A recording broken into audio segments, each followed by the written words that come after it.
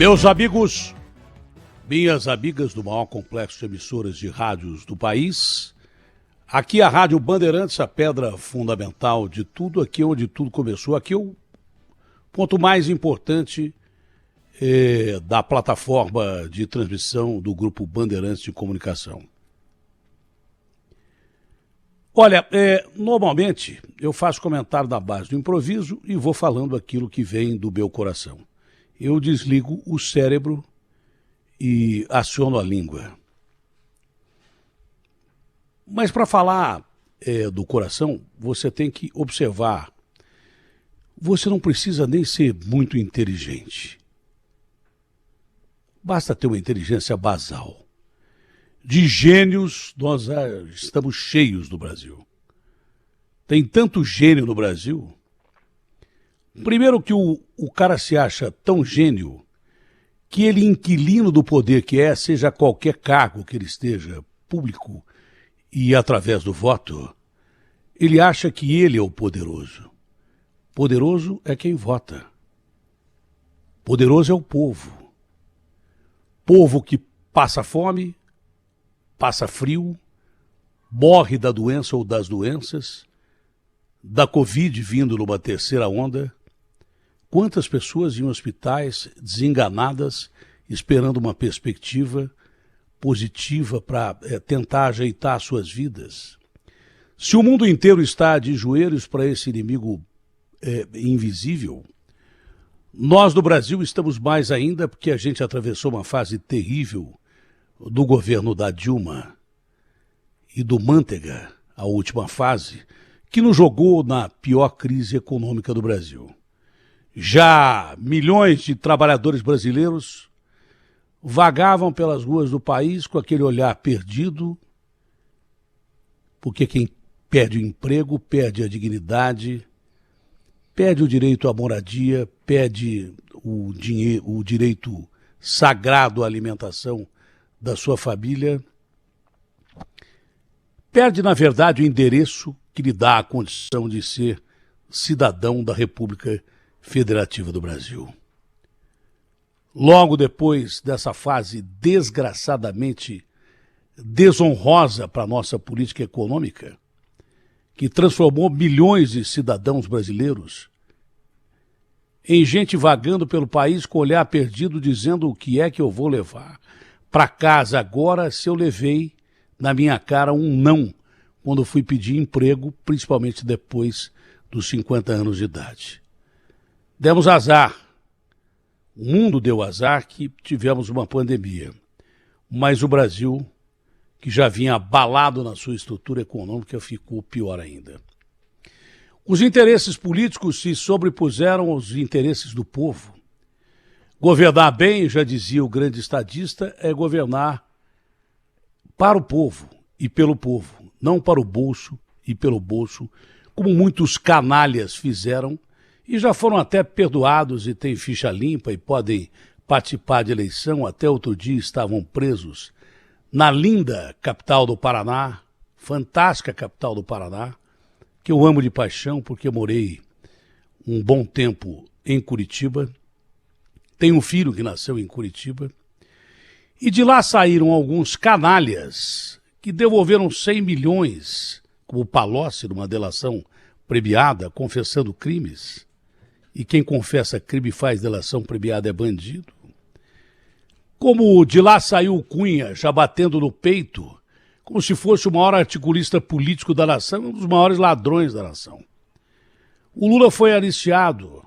Agora, os crimes a esses caras atribuídos não foram julgados de uma maneira correta, segundo o nosso digno Supremo Tribunal Federal, e não serão mais julgados, que vão prescrever. Primeiro, o estamento burocrático de conseguir a segunda instância, de colocar o bandido na cadeia, às vezes até na primeira instância, quando o crime é tão grave, e principalmente contra o povo, contra o seu bolso, contra o dinheiro do trabalhador, suado trabalhador brasileiro, com sangue, suor e lágrimas para conseguir o sustento para levar para sua casa. Simplesmente isso tudo sob o pretexto de que foi mal julgado pelo Moro e pelos procuradores de Curitiba, isso tudo foi para para o buraco profundo da história e esses caras foram praticamente aliciados sem ter os seus crimes analisados de uma forma definitiva e nunca mais terão. Isso é injusto para o cidadão que sai de casa cedo ou a pé ou pegando 2 ou 3 ônibus para chegar no seu trabalho, às vezes com o dinheiro só do ônibus e para comer uma coxinha e tomar um copo d'água. Isso é terrível. Num país que nós estamos com quase 500 mil de mortos, e a tendência, segundo os cientistas, é que isso aumente, alguém teve a genial, imbecil ideia de fazer Copa América no Brasil. Então, eu passei aqui, anotando dos meus alfarrábios, e você, meu irmão caminhoneiro, entenda o que eu escrevi aqui no meu caderninho. Você das periferias, entenda o que eu escrevi aqui no meu caderninho, mais ou menos para dizer para vocês o que eu pensava, porque eu não dormi bem ontem, não dormi bem hoje, e eu pergunto quem é o brasileiro que dorme em paz, com tanta falta de emprego e tanta condição negativa que nós temos para olhar o futuro com esperança. Se nesse futuro com esperança tem pelo menos 20 milhões de desempregados oficiais, acho que 30, mais 30 milhões passando fome, outros mal empregados, sendo massacrados aí por uma categoria de chefetes, que são puxa-sacos de patrão, que ficam dizendo ou trabalha direito ou a fila anda, porque tem mais gente na fila para trabalhar no seu lugar. Você é conduzido como gado. E quem coloca a cabeça para fora do rebanho, esse é abatido na hora. Mas não perca a sua esperança e nem a sua indignação política. Então vamos falar dessa ideia imbecil dessa Copa América. Nós já fizemos uma Copa do Mundo, a qual fui contra e fui processado pelo ex-presidente Ricardo Teixeira, que ameaçou dizer que São Paulo, se não tivesse um estádio, e fizeram o estádio no Corinthians, Deus sabe agora como fizeram, porque meteram a mão pra caramba e quem tem que pagar a conta é o Corinthians e a torcida corintiana. Dos 12 estádios da Copa do Mundo, 10 estão sob investigação, dessas que não vão terminar nunca e que esses bandidos não vão pra cadeia. 10 dos 12 estádios. A maioria virou lugar para exibição de shows, né, de casamentos, porque nem futebol tem. A grama crescendo, os estádios caindo aos pedaços e tudo mais. A maioria dos estádios. E em 10 desses 12 estádios há sinais claros de uma corrupção que, como tudo nesse país, não vai ser apurada. Então a gente quer fazer uma Copa América de novo. Já fizemos aquela Copa do Mundo e levamos um ferro da Alemanha, tomamos de 7-1, resultado histórico e terrível para o futebol brasileiro. E, além de tudo, o povo brasileiro está pagando a conta de uma roubalheira desgraçada e ninguém daqueles canalhas foi para a cadeia. Vamos falar então da Copa América um segundinho. Bom, depois que a Colômbia e que a Argentina, que são países muito menores que os nossos, inclusive economicamente, negaram a Copa América, o meu amigo General Ramos falou que todos que vierem para o Brasil têm que vir vacinados. Eu pergunto ao meu amigo Ramos, todos quem? A imprensa que vem de fora vai vir vacinada? A torcida que vem de fora vai vir vacinada? Aí vamos dar sequência a essa ideia idiota e pecaminosa dessa Copa América no Brasil, porque nós estamos à beira de uma terceira onda. Como os atletas são atletas jovens, provavelmente pela sua faixa etária, nos países da América do Sul, nos nossos países, o mundo inteiro não tem vacina, aqui também não tem. A gente fica contando com vacina, conta gotas aí, que chegam em contêineres que dá para você pegar uma alça e levar com a mão. Não é? Então, provavelmente, esses atletas jovens, eles não teriam a vacina. Eles teriam que ser vacinados agora.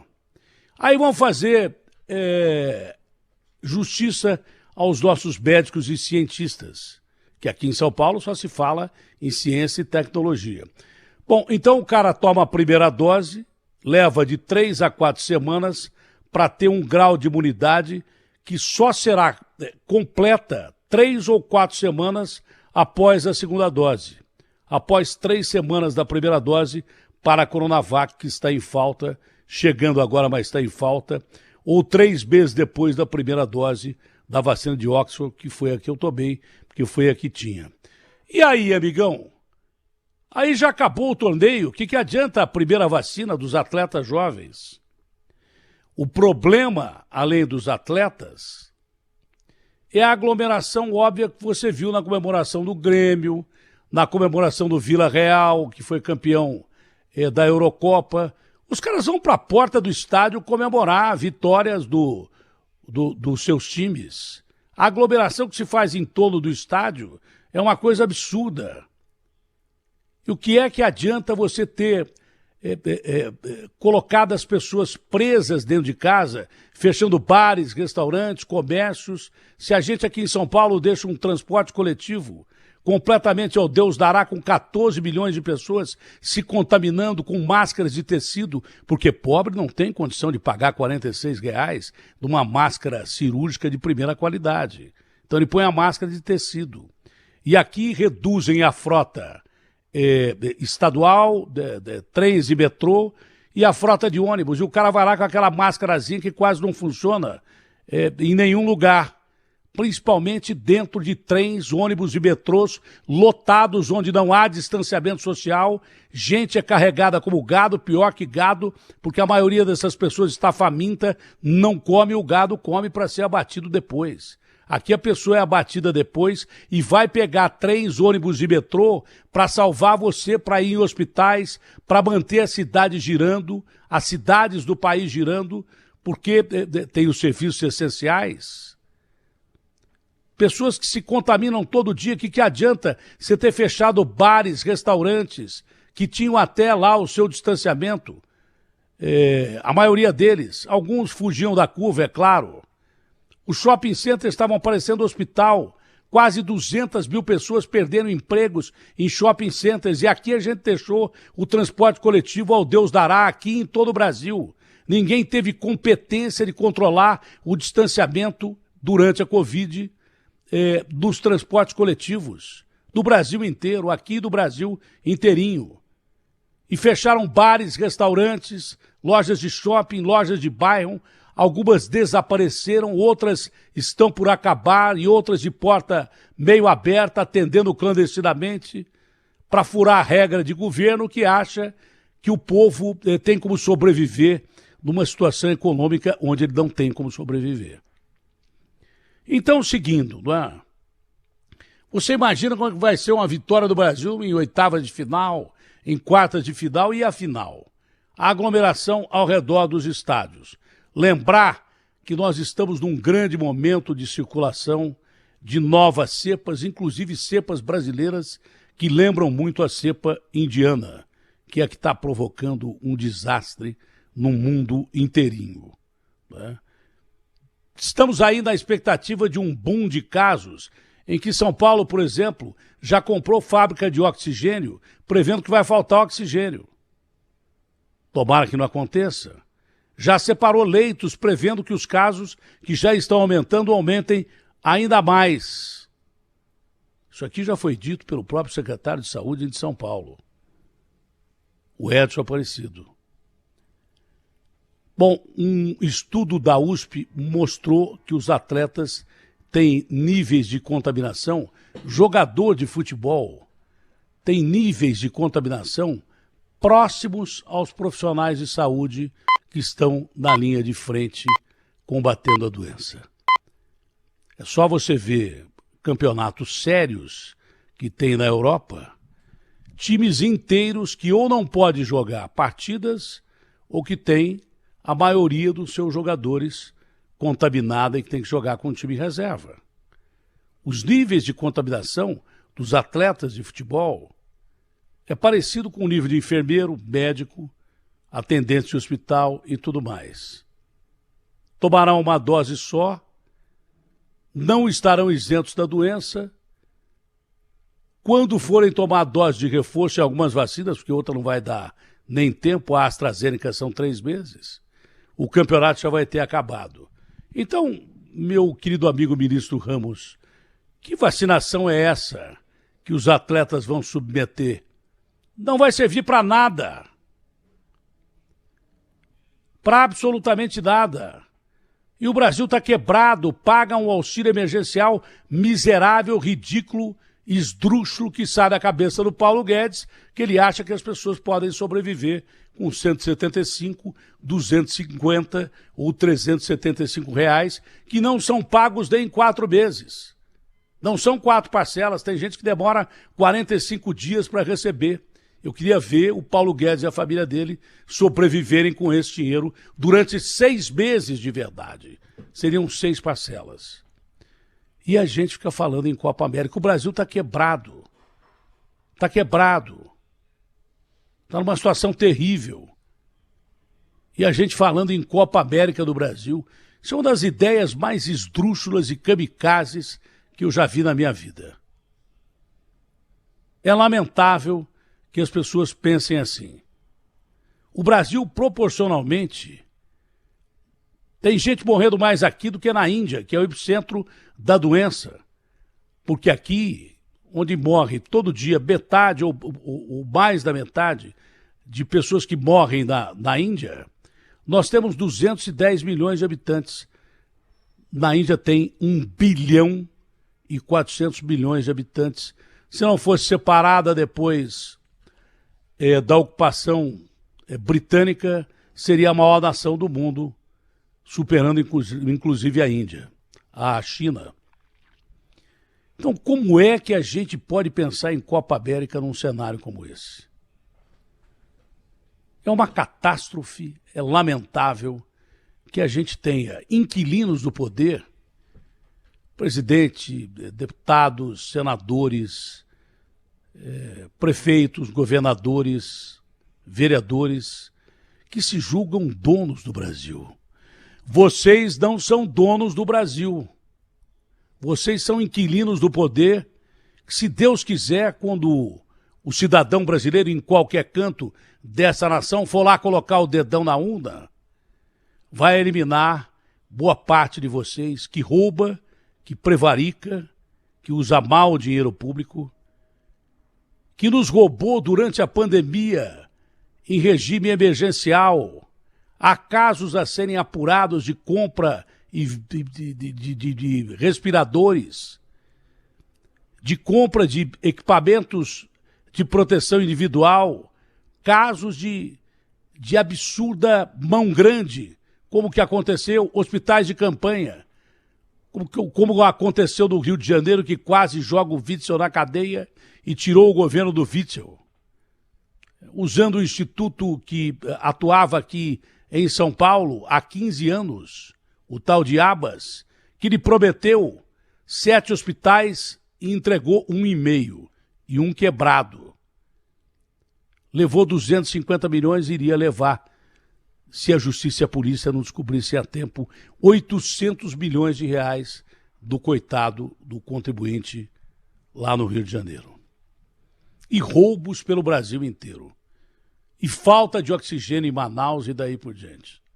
Eu não imaginei que o político tivesse a cara de pau de, no momento de uma crise pandêmica no mundo inteiro, que houvesse um pouco de misericórdia e humanidade desses corações, que não são poucos, que não são solitários, gelados de ladrões que a gente elege por esse país afora. Tem gente boa? Tem. Mas essa gente boa acha que só o fato de ser bom político, de trabalhar direito, corretamente, de não roubar, às vezes até de dar o seu salário, de fazer projetos, procurar alguma coisa de boa para o povo dessa nação tão sofrida, que isso basta, não basta. Porque se você perdoa o cara que está sentado do seu lado fazendo leis que favorecem o ladrão que está sentado na sua cadeira do lado, você peca por omissão, que é tão terrível quanto roubar, não fazer obras e não lutar pelo teu povo. Chegou a hora e passou da gente pensar no Brasil. É mentira o que esses caras estão dizendo para você, que não estão fazendo política e nem campanhas presidenciais, nem campanhas a governo, a Senado, porque não é hora de falar disso com 500 mil de mortos. É mentira. Eles estão fazendo campanha pra caramba, e muita campanha. Quase que todos eles, quase que sem exceção. Só os que têm consciência mesmo, não são todos, são poucos, é que pensam em você, que é o povo brasileiro. Hoje, especificamente, está friozinho aqui em São Paulo. Mas nada parecido com o frio que eu enfrentei quando, com 22 anos de idade, eu saí de uma cidade muito quente, que é linda, é a minha cidade natal, Ribeirão Preto, e fui trabalhar em Curitiba, que eu fiquei maravilhado. O prefeito era o Jaime Lerner. Eu nunca tinha visto uma cidade como aquela no Brasil. Eu morava entre um dos teatros mais lindos que eu conheço do mundo e uma universidade maravilhosa no estilo romano, uma praça fantástica, a Praça Santos Andrade, e acordava com rugido de leão, com barulho de elefante, que era um tal passeio público que existia atrás do apartamento pequeno que eu morava nessa praça. Eu não tinha grana para comprar móveis, estava esperando minha família mudar para Curitiba. Tinha lá poucos móveis e pegava, extasiado, a Rua 15, Rua das Flores, coisa que eu nunca tinha visto calçadão no Brasil. Parecia que você estava na Europa, passava pela confeitaria Schaeffer, ia a pé porque eu não tinha carro, e trabalhava na Rádio Universo, que ficava bem no fim, dependendo de quem tem um ângulo, o começo, onde tinha um trem, um vagão de trem parado, onde as crianças brincavam já com uma visão futurista que o Jaime já tinha e muitas pessoas nessa cidade já conheciam, que a gente nem tinha ouvido falar. Não é? E lá, na equipe do Capitão Hidalgo, deixando tantos amigos aí, não vou enumerar um, porque eu vou esquecer os outros, mas o Hidalgo foi quem me levou para aí. Trabalhando na equipe do Carneiro Neto, a gente fazia futebol. E atravessava um estado lindo, às vezes com temperaturas próximas de zero, às vezes abaixo de zero.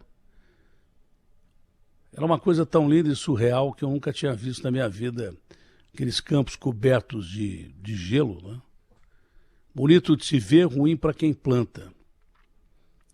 Um dia eu andando nessa cidade magnífica e maravilhado, e eu não tinha carro, por isso andava, por isso que eu estou insistindo que eu não tinha carro, porque sem carro você anda mais. Nós estamos voltando a essa fase, porque com o preço do combustível vai ter que todo mundo andar a pé. Começou a nevar. Eu falei, mas o que é isso? Era neve mesmo, de verdade, não era geada, não. E aí, à noite, no Jornal Nacional, o Ciro Moreira, dia vira noite, em Curitiba. Meu filho Joel, que hoje apresenta o programa, era pequenininho, o Vicente nasceu aí. Éramos em 3, eu, a Matilde, que ficava sozinha durante a semana inteira, quando eu viajava para fazer futebol no interior do Paraná. Mas era uma vida muito bacana e feliz, com um povo amigável, com um povo bacana, com um povo maravilhoso. Eu ia de vez em quando na Costela do Badaloço, que acho que nem existe mais, né? Com grandes figuras do rádio aí,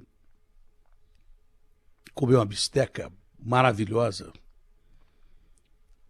Ou no Hotel Universo, que eu nem sei se existe mais, onde tinha um restaurante que eu ia com o Maza, com o Mafuz, com o Henrique, com o Duval e a pouco, enfim. Uma cidade linda que eu trago dentro do meu coração e tenho um filho nascido aí em Curitiba, que é o Vicente. E realmente parecia que eu estava num outro mundo nessa época que eu fui para Curitiba, que hoje deve estar mudada, mas na minha época parecia a cidade dos sonhos. Eu era muito jovenzinho, era um locutor de rádio meia boca e resolvi, depois de um tempo de tentar a profissão de locutor de rádio, voltar à minha cidade e acabei trabalhando na Rede Globo de televisão e depois em quase todas as emissoras do país. Enfim, estou aqui, mas eu estou falando especificamente sobre Curitiba porque a partir de hoje a radiodifusora de Curitiba transmite o Manhã Bandeirantes e eu quero mandar um abraço muito apertado aos meus irmãos queridos de Curitiba, cidade que me adotou durante 2 anos e me tratou com tanta dignidade que eu não tenho como retribuir. Assim como a cidade que eu nasci e amo, assim como São Paulo que eu amo de paixão, porque aqui eu ganhei tudo que eu tenho e perdi a maior parte do que eu poderia ter. Mas ganhei uma coisa que não há dinheiro que pague. É amor pelo povo para quem eu falo. Porque você que está do outro lado do rádio, do outro lado da tela, é o nosso único objetivo de fazer isso aqui que eu estou fazendo. E é o nosso único censor. Obrigado de coração a todos vocês. RB fechada com você. Opinião. O que é certo é certo. José Luiz da Atena. Na Bandeirantes.